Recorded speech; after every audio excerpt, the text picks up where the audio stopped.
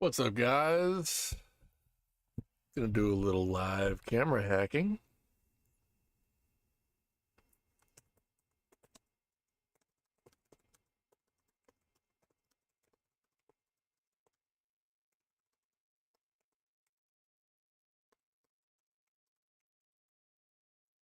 Setting up a few things over here.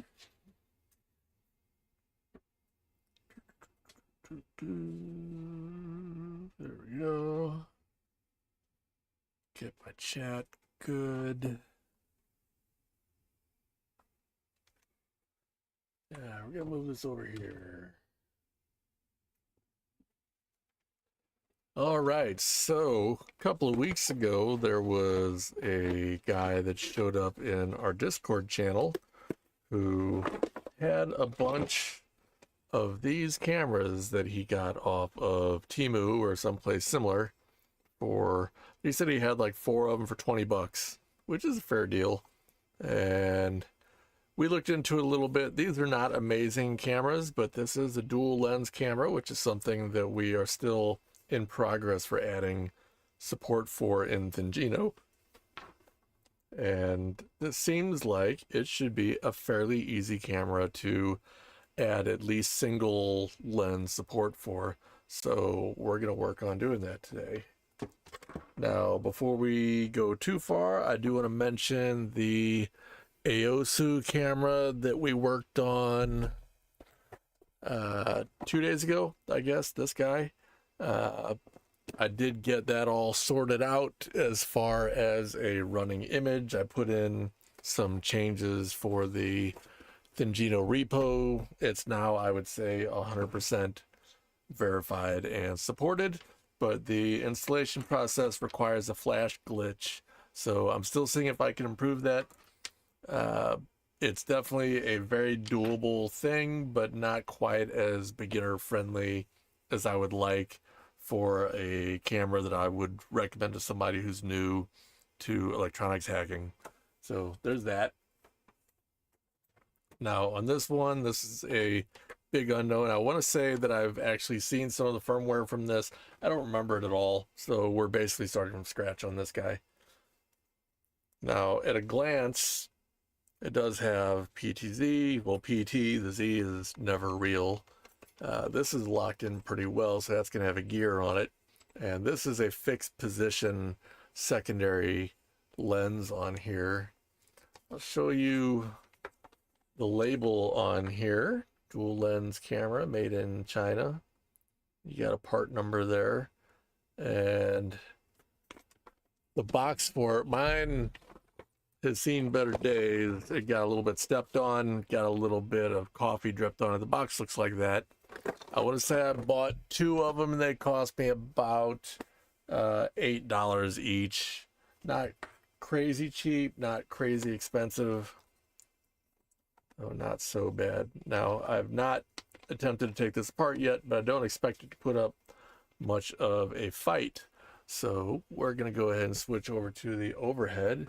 I probably should have made sure that worked before I started my stream, but there we go. There's the overhead. And move a couple things out of the way here. All right, the first thing we're going to do is kind of eyeball this. There's clearly a seam here on the bottom. That's where the probably just the motor, and it's going to have a gear on it. It wouldn't be this tight if it didn't have a gear. And this kind of looks like this top part moves. Maybe it doesn't have a gear. That feels like it does. Yeah, it does. This might just pry off. A lot of times these stickers will be covering a screw hole, and you can usually feel them if you push on it with your thumb, but I got nothing here. So I feel like that might just pry off. These antennas are almost certainly decorative. I doubt they do anything, but we'll go ahead and be a little bit gentle with it. We'll get the eyeball out of its holder first before we go prying too hard. So, all right. The wires are coming in on this side, the motor's on this side. And I don't know if I want to just pry it out. Let's be gentle. We'll get our screwdriver out and we'll take this sucker apart. 4 screws on the back here.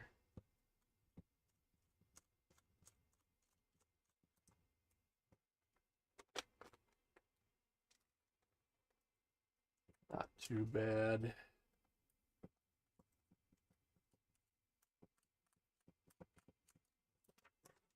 After we get a look at it, we're going to go ahead and take a snapshot of the flash chip, and we'll dig through the factory firmware a bit. I'm pretty sure I've already started on that on a previous day, but I've forgotten 100% of it. What I do remember is this has, they claim that it's a 2K or a 3K or a 5K. What do they claim on here? They might not even claim anything on the box. I think in the ad it claimed it was dual 1080p or something, but this one has 2 720p sensors in it. I know that for a fact. So that's just how they like to lie to you on Temu. These screws are a little stuck in there, but it's loose. 3. All right, here's the main board. We've got a T23 processor. We've got Alto Beam 6012B. We've got, now this is something I saw on a Joann, Joan, where they had like an 8-pin wide pin header, and then they had a 2-pin connector plugged into it.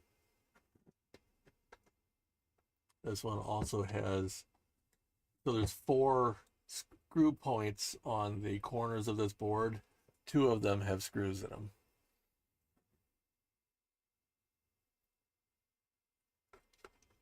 All right, so let's see what the next step for disassembly is here.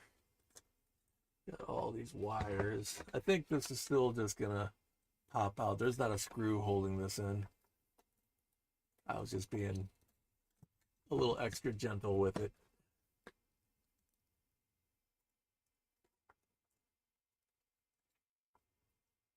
Not 100% obvious how this is attached. Seems like it's really in there though.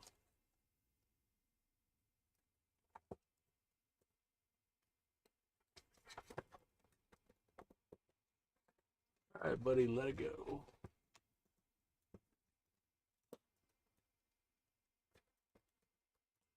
That's really pulling far. Usually this motor will have 2 screws that are holding it in. But this one, oh, I see. There's an inner and an outer shell of sorts on this. Oh no, that's just a rubber seal. Never mind. I didn't see. So that's a little weatherproofing seal. It's still not obvious how that comes in. That's all right. I've got 2 of these. If I break one, it'll be a lesson learned.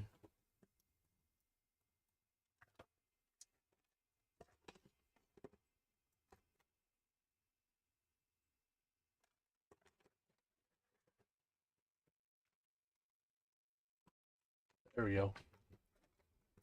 Just had to push a little harder, and out she came. Let's see. Yep, just pull it. That's what I did. Not trying to show off over here or anything. I'm just trying to take apart a cam. So there's no screws here. So that tells me that this top piece is also just going to be brute force. Yeah, there's nothing underneath that tag. There's also this plug, which I don't know why this is a plug.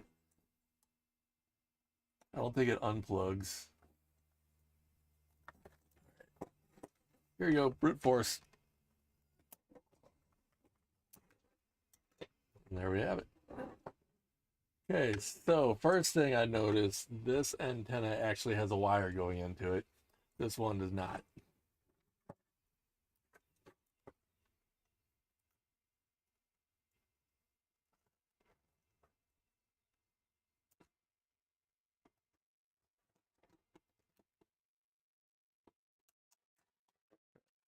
This one's just a dummy.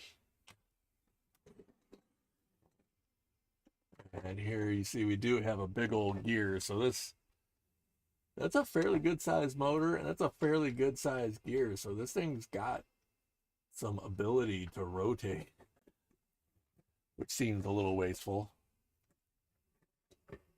And here's the secondary board. It has its own lights. I don't know if those are infrared or if they're white. So yeah, that's all roughly what we expected. Go ahead and pop the board off of here. This is going to be power on this 2-pin connector that should have been an 8. Like, I don't know about you guys, but I'm not a fan of that. It seems like they made a mistake, but I don't know.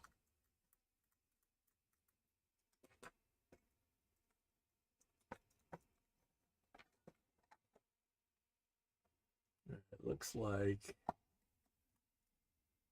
the board doesn't want to just pop right out because it's kind of wedged with the SD card slot.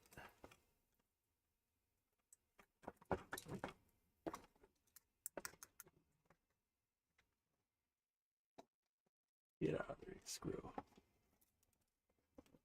All right. But once again,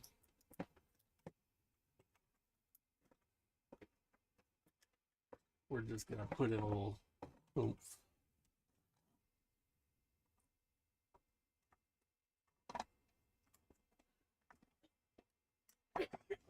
There we go. A little finagling. Now we've got the front lamp and we've got the microphone. We're going to go ahead and unplug those guys. So this will be out of the way. And let me look at this board for a second. This is my first time seeing it along with you guys.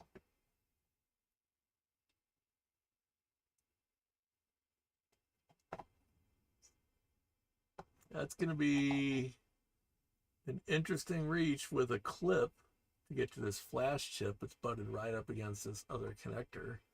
Looks like that's the speaker.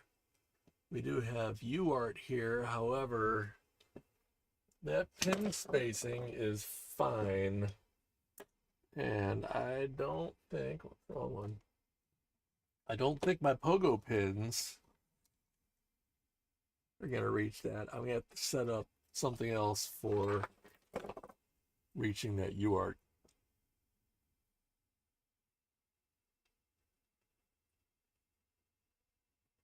Now this connector has a bunch of labels on it that kind of indicate that it's got some transmit and receive, but it's got TX plus and minus and RX plus and minus. So I don't think that's actually UART. I think that's going to be some other bus. All right, first thing we'll do, let's see if we can get the clip on there without having to resort to any shenanigans. So we've got here, this is a CH341A. This has the voltage mod done. I have also cut the power pin, so we're not going to be backfeeding power to the board while we try to read its contents. I think we're going to just get in there. Nice. All right. Whoop. I need a better mounting system for these overhead lamps. That probably won't be the only time they drop down on me. Plug it in, make sure it comes up.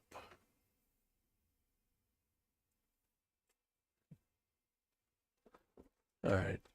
All looks good. Let's go ahead and switch over to the terminal, which is right here.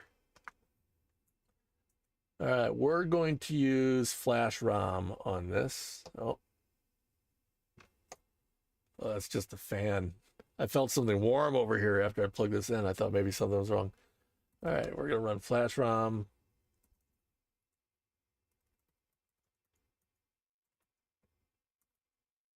We're going to say programmer is ch341a underscore SPI. If you haven't already done it, if you have a ch341a flash programmer, you do need to do that voltage mod. Otherwise, you're going to be sending 5 volt into your 3.3 volt chips, which they don't much care for. We're going to do a read. We're going to call it dual.1.rom. And there was a flag for progress. That's probably not it. But maybe it was. All right, there we go.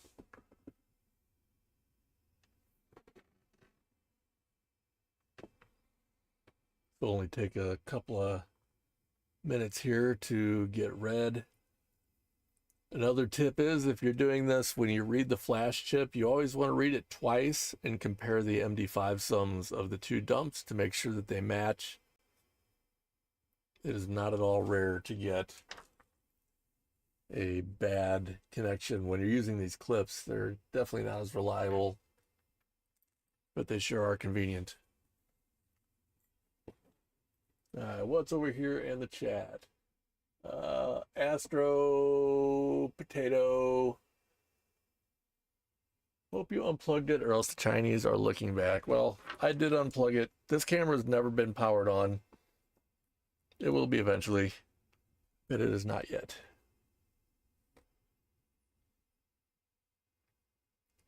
Just about done with the first one. So this looks like it is an 8 meg flash chip. Read it again. And we'll just switch back over here while that's going. And we'd say, what's up, guys? In case you missed me. While that's going, what else do we have to talk about? We have discovered, back to the AOSU. If you watch that stream, you already know. Here's the AOSU. And here is its twin, the Deco. And so this one is actually a different hardware version than this. And so this one's 100% good.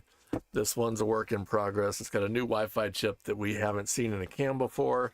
And so we're testing that out. But also there are 2 guys over in the Discord channel who have a 3rd variant of the Deco cam that has different hardware inside. So that's yet another one that we'll need to add support for.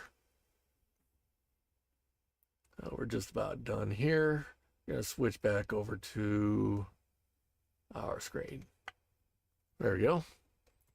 All right, and then we're going to use MD5 sum. Compare the 2 ROMs. They both match, so we're happy with that. So first thing we're going to do is use our friend binwalk minus ME. And we're going to do, it doesn't matter which one we do, dual 1. And this will go through and attempt to easy mode the firmware extraction. There may be some extra noise in here, but this ultimately gives us this extracted firmware image. Now, before I get into that, we're going to check out U-boot. I always like to look at U-boot. So U-boot is the first 256K. That's pretty much universal. And we can view it with strings. Pipe that into less. And strings will grab any chunks that appear to be human readable text. And we can just page through it. and see what we can see. So what I'm really looking for is if there's a U-boot password, we should be able to find that in here. If there is a magic file name that triggers an upgrade process, that should be in here.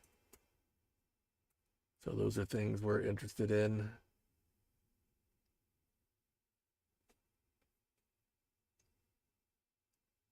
These might be commands. I think these are commands. We're going to come back to that if we need to. So here are the boot arguments for U-boot.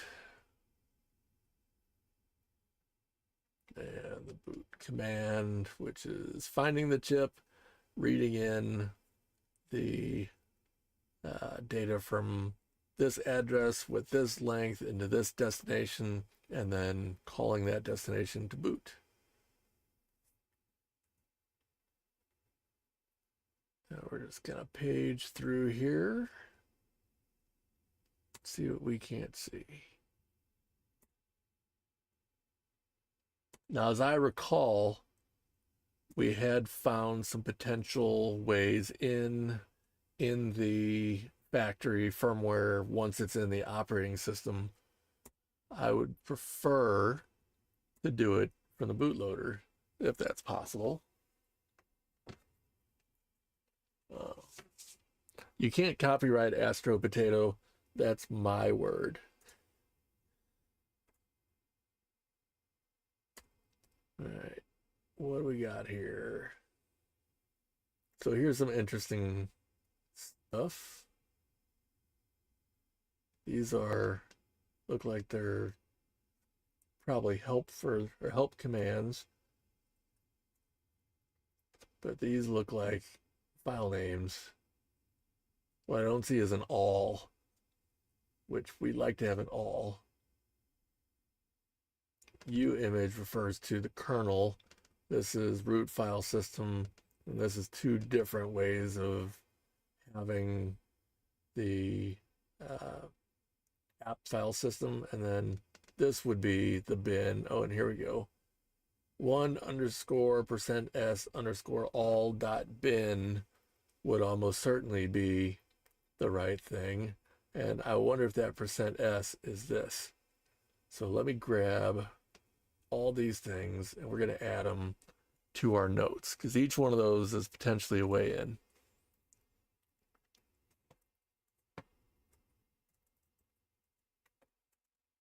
All right, so I've got that saved. That sure would be convenient if it was looking for those. All right, let's continue through here.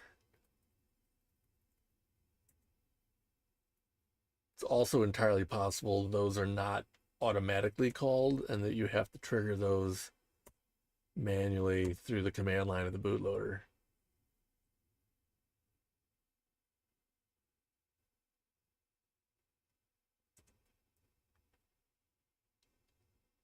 All right, we're looking for anything interesting, which is vague. It's one of those things, you'll know it when you see it.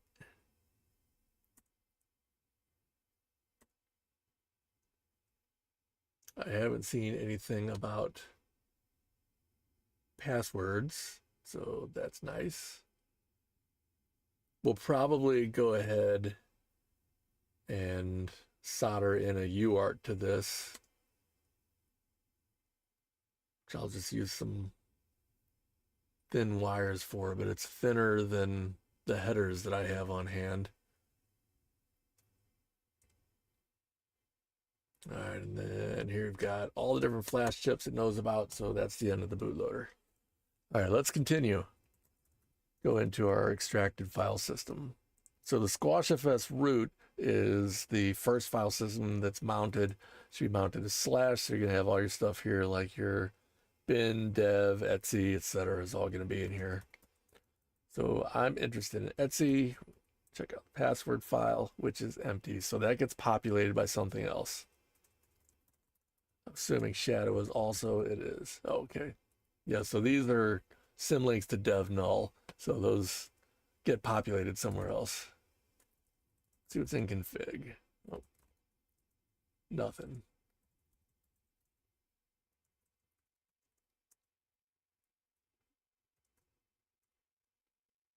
Oh, there's no dot. All right, so the RCS is the first init script that's loaded when the device boots. So it's starting mdev, which is a dynamic hardware mapper that will see devices when they get plugged in or unplugged and run scripts based on that. Doesn't do a whole lot else. It runs as rc.local. We'll go there next. Now this has at least one function here. This is getting some partition information. It's finding the app file system. And that's running this user sbin main.sh. So you see here, it's finding the app file system. It's mounting that at user so that main.sh is going to be elsewhere. But we'll look anyway, because sometimes they've just mapped a new one. Yeah, there's nothing in user. There is stuff in system, or at least there's folders in system. But yeah, it's empty, just folders. Now here's our bin. These are gonna probably all be just symlinks to BusyBox. We get an idea of what all it has in here. Check sbin. Things we're interested in here: flash CP, which you use to write to your flash chip; flash erase all, which lets you erase that flash chip. And there's some other interesting stuff in here. We do have an HTTPD, so that tells us this, like they wouldn't have put it on there if it wasn't running a web service. So that's good. What else do we have? None of these devices seem to have SSHD, but a lot of them have a Telnetd, at least included, if not enabled. But this one doesn't have either of those things. Does have a bunch of other stuff you wouldn't really expect to see, but does have a ch password, which you can use to set a password for a user from the command line non-interactively, so that's nice.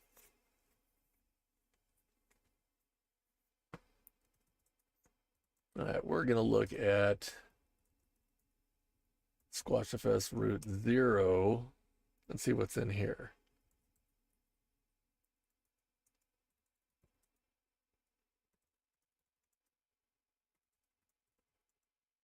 All right, so there's some stuff in sbin here, so this is probably the one that gets mounted, but we'll have a look. I see there are quite a few scripts in here. Speaker.sh. All right. Looks like it's just turning on the speaker. We're really interested in a couple of these. Here's one called sdautomount.sh, which presumably this gets called by the mdev when you pop in an SD card. So we're just going to have a look at this first. So install is going to mount it at a mount dir, which is at mount. And then nothing interesting. Okay, so that's very generic. And then it echoes to this file and doesn't actually appear to do anything once it's mounted. So let's check. There's a format SD card. We don't need that. There's SD test.sh. See what this does. Okay, this is looking for free space on your SD card. I guess this is for if it does local recordings, making sure you've always got some space free. See what else we have. Well, let's just go straight to main.sh. See what we've got here.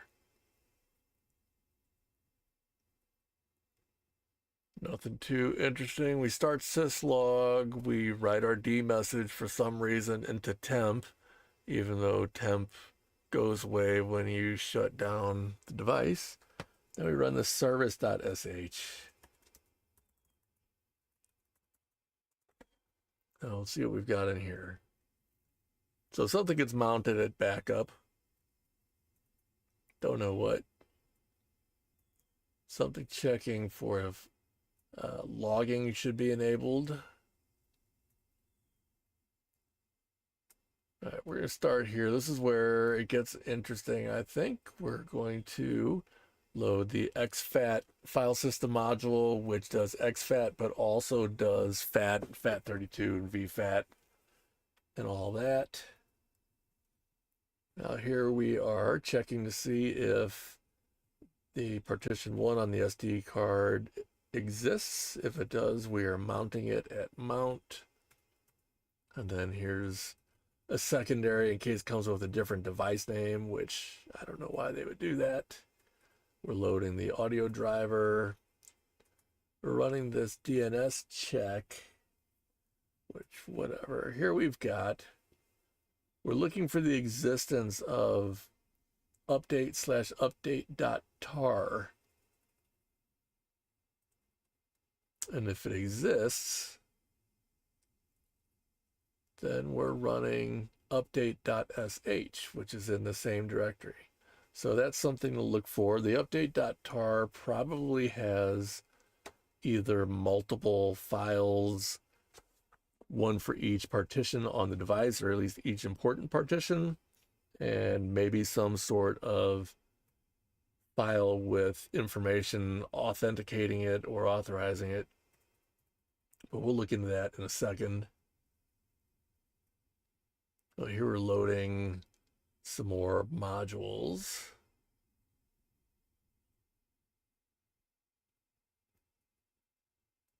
Oh, and here's something interesting. If SD test flag exists, then we're running this SD test. And here's where things are really interesting. Right here. If mount factory test underscore config exists, then we're going to run mount factory sh data copy.sh. So that is probably our easiest way in. We're going to look at that update.sh, but it's really easy to make that directory or make that file, and it's really easy to put something here. So we're going to add that one to our notes. We're still going to try and do it through the bootloader. That would be better. Oh, and boy, there's all kinds of stuff in here. Look at this one. If sd underscore shell.sh exists, then we're going to run that too.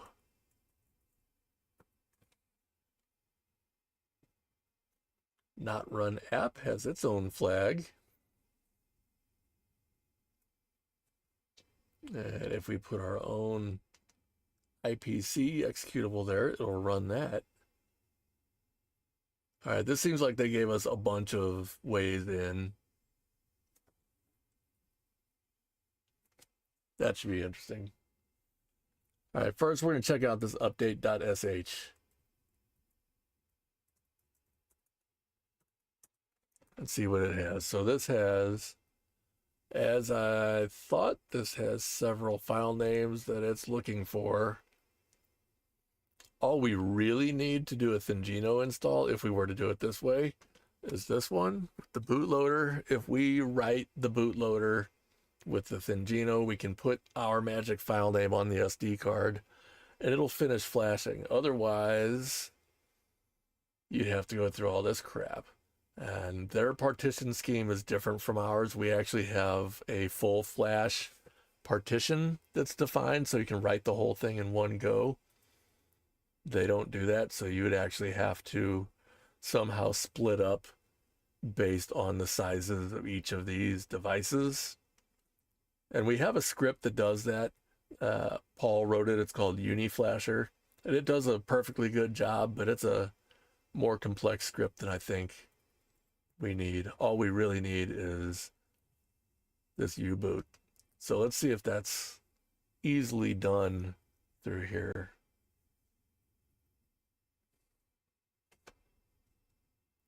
Now, do we have to give it each of these?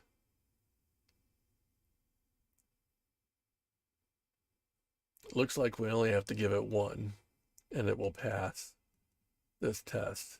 That sets update dir temp to 1.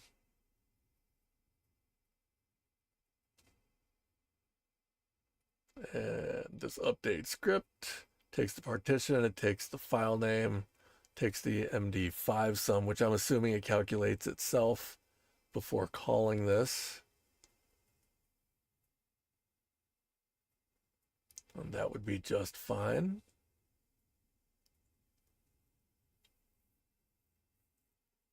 I'm just looking to see if there's any additional kind of sanity checking that's happening in here. All right, here we go. We have this FW version, and we are making sure that they are different.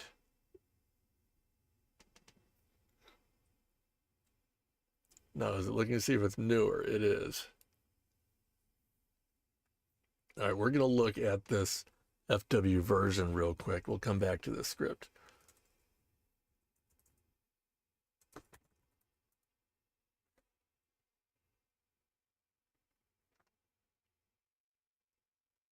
All right, so now that we have that, we'll go back to the script.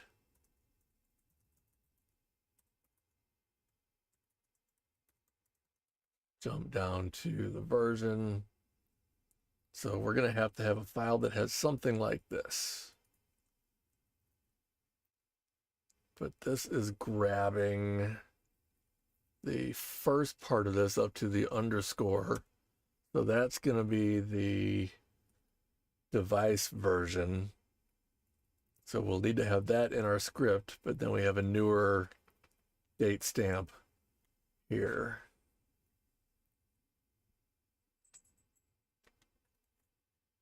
So add that to our notes.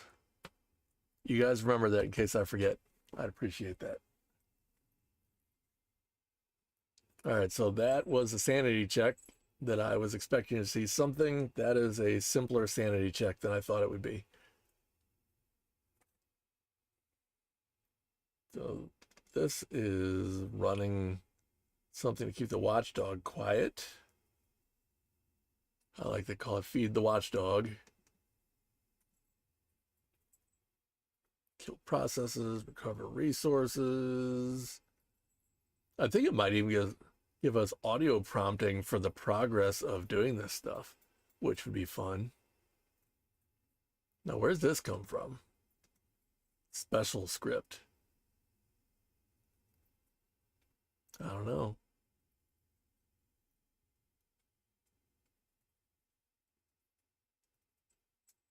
Do we have to supply our own MD5? Is one question that comes from somewhere. An upgrade U-boot is what we're most interested in. Update file.md5. So I think we have to supply our own MD5, which is fine, but let's add that to our notes.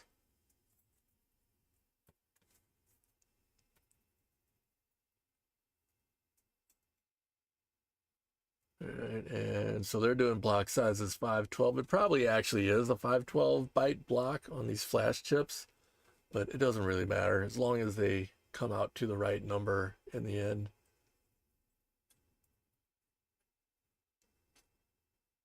All right, these are doing some prereqs. I like how they're doing all these audio plays. That's fun.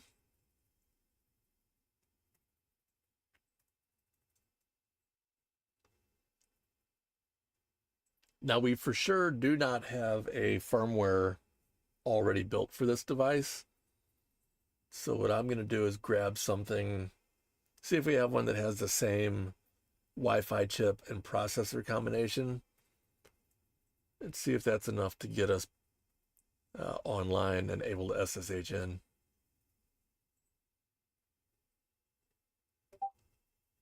Here's the main, do the version judge, do the upgrade prereq, and then the upgrade.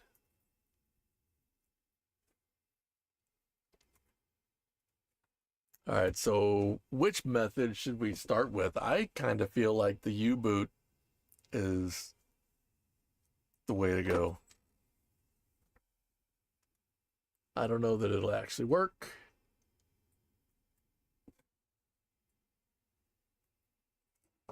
Let me see if I have a couple of wires that we can solder on for this. I did just get some headers. These are all 2 wires. Give me just a second while I go through some of my stash of wires, cables, and such.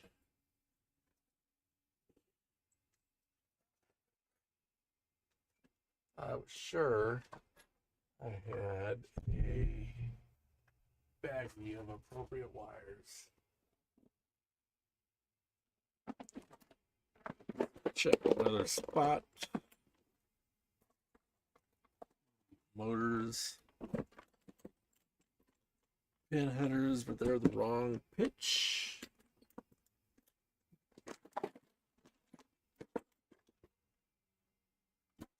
We'll go ahead and switch back away from the terminal for a minute while we do this.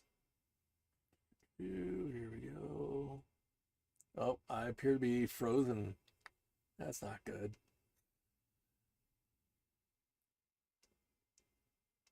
All right, well, there's the overhead. That one's working. All right, things that we will need. Soldering iron.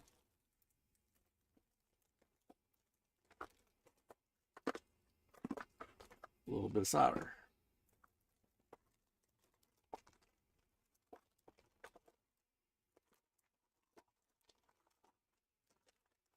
Need some female connectors on pin headers. I've got every other combination handy. What do we got? Okay, yeah. So, got a comment here that I guess we did build the firmware for it and it did not work with Wi-Fi, so we are for sure gonna need that UART set up. I just need to find an appropriate set of wires.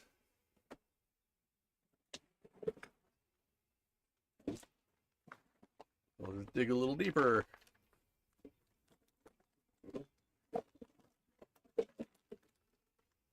Worst case, I'll cut the wire off of something.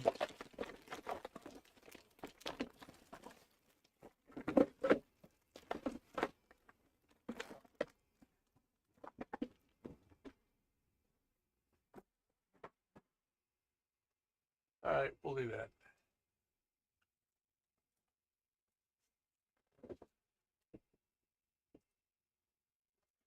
Go ahead and take our flash programmer out. We're done with him. We've got a UART adapter. And I had, this has 3 pins next to each other. I only need 2. Oh, I will just use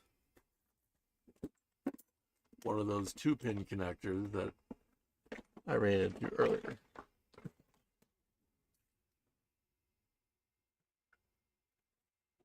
I promptly lost.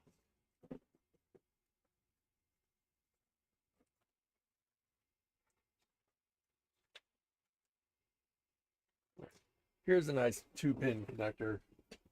I'm not sure what its past life was, but that was then, and this is now.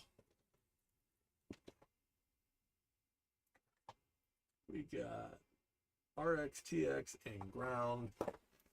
I always just take ground off of the SD card slot. So not having ground is just fine.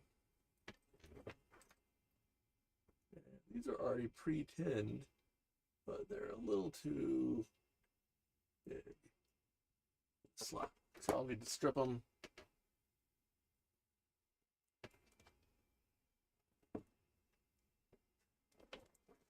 And I think my wire strippers are under some things.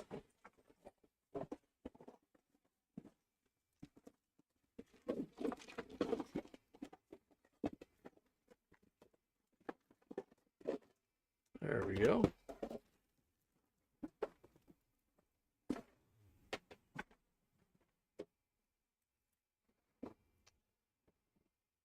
All right, need my other power adapter.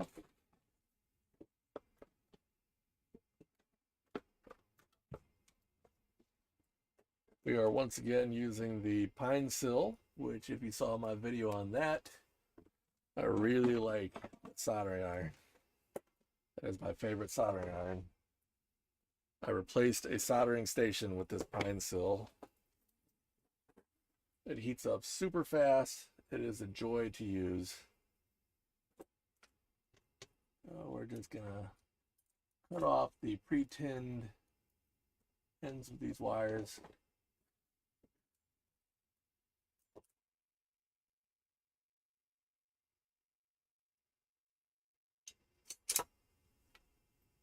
A little more.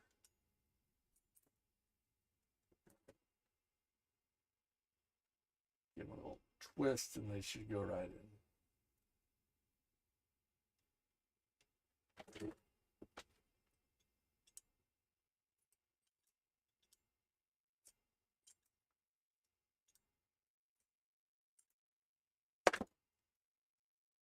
Now, these are through holes, however, the camera lens is in the way, but it's going to really simplify our lives if I go ahead and pop the camera lens off for this.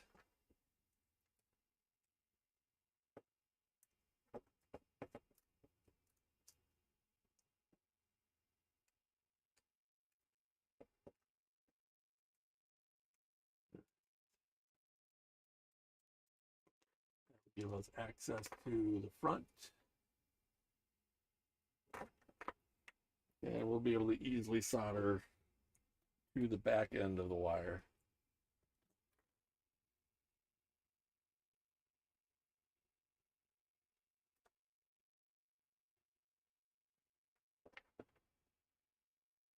Take the black wire. We're intending to use this one for the receive pin.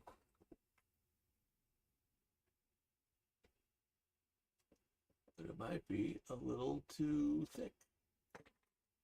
All right, we'll solve that problem.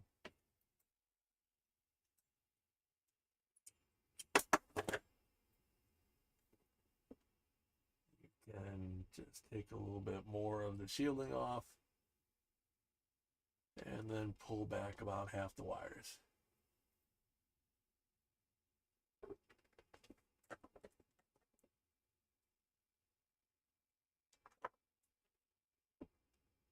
Got to get the tip nice and smooth to get through the hole.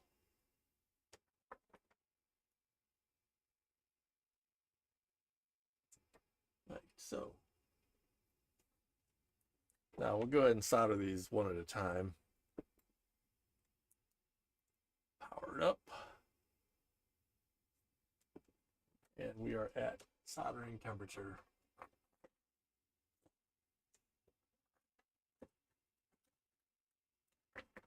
Now I apologize, I don't have a zoom on this overhead. You're just gonna have to trust me that this is a really good soldering job I'm doing once I get the position a way that I can do it.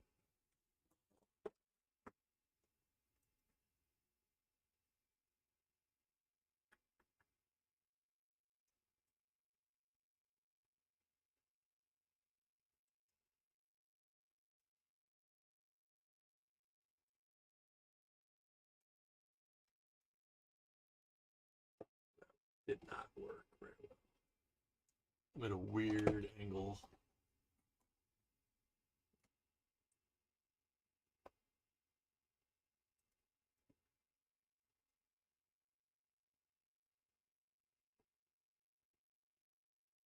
That one should be good. Let's go ahead and prepare the other wire the same way. Get a little more shielding off. Pull off about half of the wire. Twist it nice and smooth.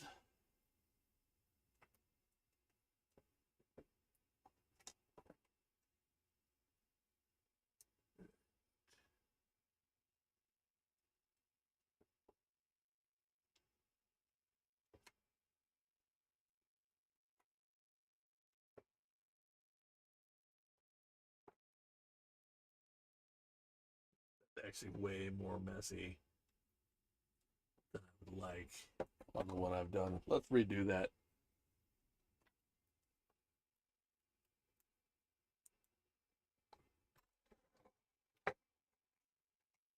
Not too worried about if I break the camera, but I'd rather not break it while we're trying to do something.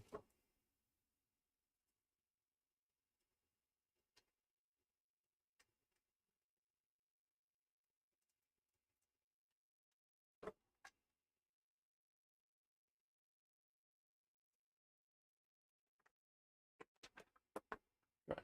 Organize this slightly better.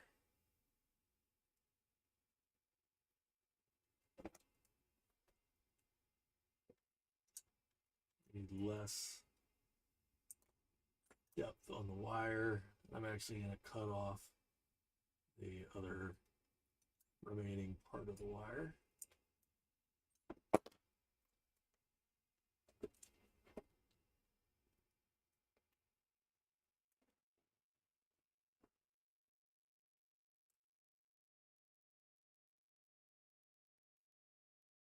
Okay, Astro Potato. Have fun.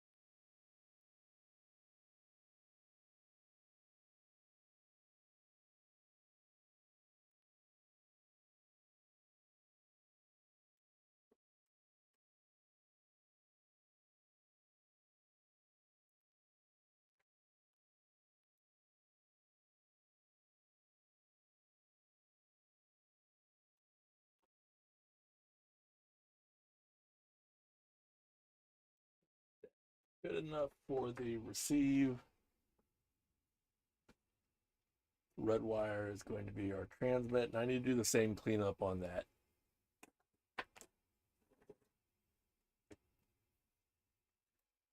We need about half as much wire coming through.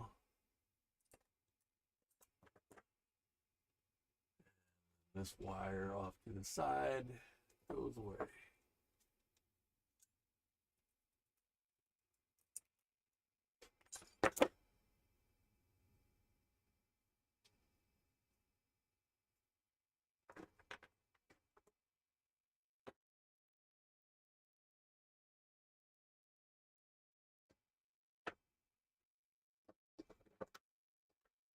I wish I had some motor winding wire that would be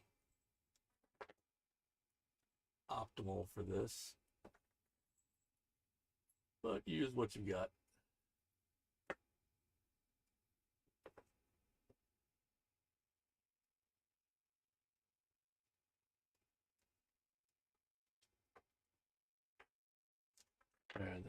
Put a little solder on this one.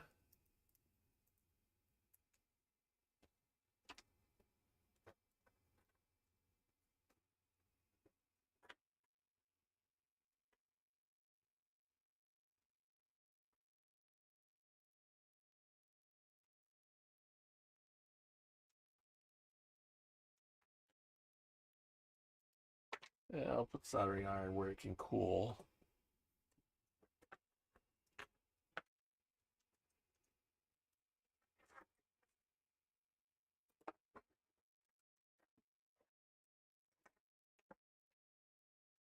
Now, before we start this thing up, we want to unplug the motor wires. So just make sure we know which one's which. This one is labeled V moto, and that is for the vertical axis. This one is just, I think it says H moto, but they put the pin connector on top of the H, so you can't actually see it.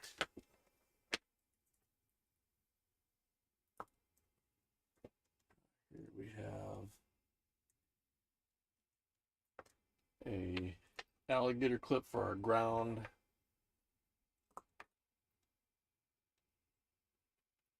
Which is how I prefer to do these. And all right, unfortunately, I'm gonna have to cut the other end of this also to get it onto our UART adapter.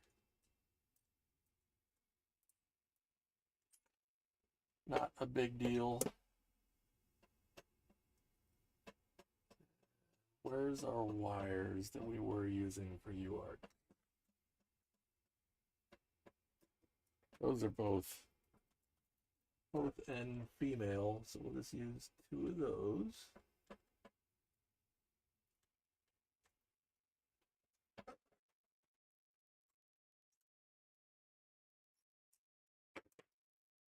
It should work well enough.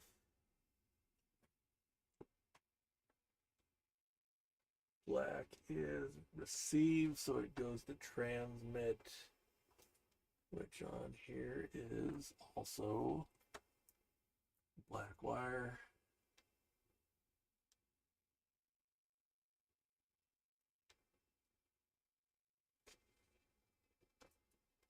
Do the same on the red.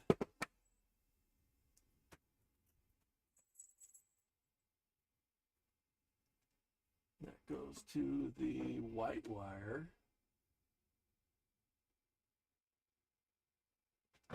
In theory, we have a UART connection. So we're going to go ahead and plug this into the laptop.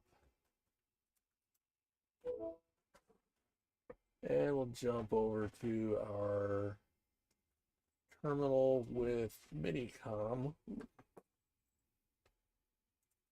I on the right device? I think so. There we go. Minicom. All right, now how do you give this thing power? This takes USB-C. Give me just a second to get us a USB-C cable together.